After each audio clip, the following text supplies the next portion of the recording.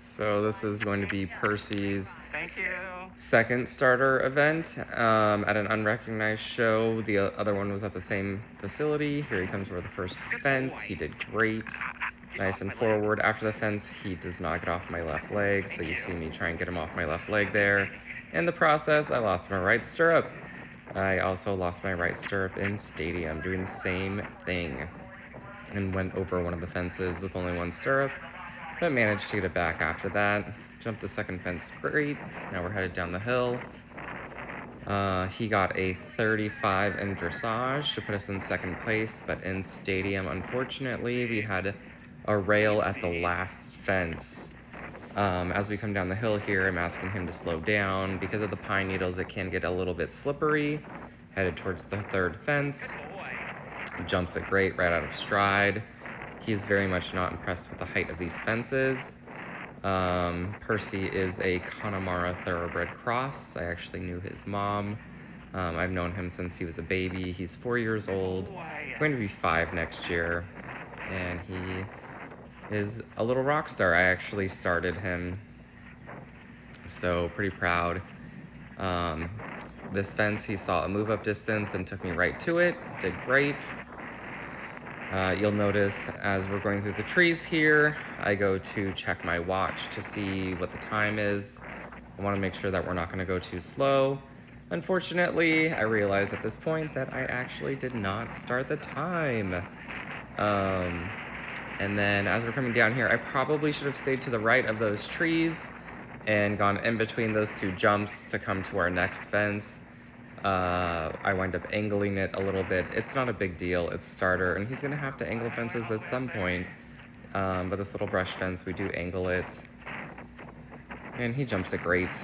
After we go over this fence, we're going to go up the hill. I start to send him forward, or try to send him forward. He responds, but he's very much like, why are we trying to go this fast? This is a lot of effort and energy. He's very much a kick ride, which I'm appreciating having right now as opposed to the thoroughbreds who tend to be balls to the wall all the time. And even though he is part thoroughbred, he's very much minimal effort kind of guy. So here we come to the next fence, and he jumps it great.